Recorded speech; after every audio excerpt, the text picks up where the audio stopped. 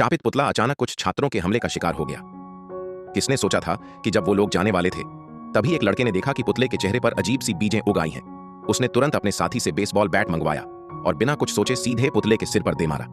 फिर सब कार में बैठकर वहां से निकल गए, लेकिन सोच से परे।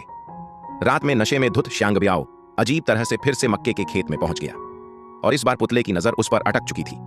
बेखौफ श्यांग ब्याओ ने खेत से एक टोकरी अंडे चुरा लिए और जाते जाते पुतले को जोर से लात भी मार दी। अब उसने पुतले को पूरी तरह गुस्सा दिला दिया था। उसे अंदाजा नहीं था कि आगे उसकी जिंदगी भयानक मोड़ लेने वाली है। मक्के के खेत में कुछ चक्कर लगाने के बाद वो डर के मारे दंग रह गया जब फिर से उसी पुतले के सामने आ खड़ा हुआ। वो जैसे ही निकलने की सोच रहा था उसने पाया कि पेड़ से बंधा पुतला अचानक गायब हो चुका है और खेत में डरावनी ठंडी हवा बहने लगी। अब उसका दिल जोर जोर से धड़कने लगा, मगर मजबूरी में वो आगे बढ़ता गया। अगले ही पल उसके होश उड़ गए।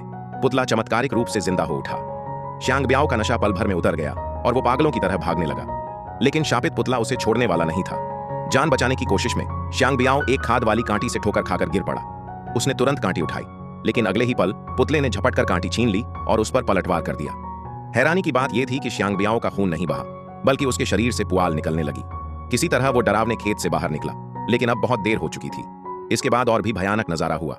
श्यांग ब्याओ के मुंह से तेजी से पुआल उग आया। उसका चेहरा धीरे धीरे डरावना रूप लेने लगा। उसके बाएं हाथ की त्वचा पुआल से फट गई। वो पागलपन की हालत में पहुंच चुका था और देखते ही देखते सुबह हो गई। दो साथी जब मक्के के खेत में खेलने आए तो उन्होंने देखा कि श्यांग ब्याओ अब इंसान नहीं बल्कि एक पुतला बन चुका है।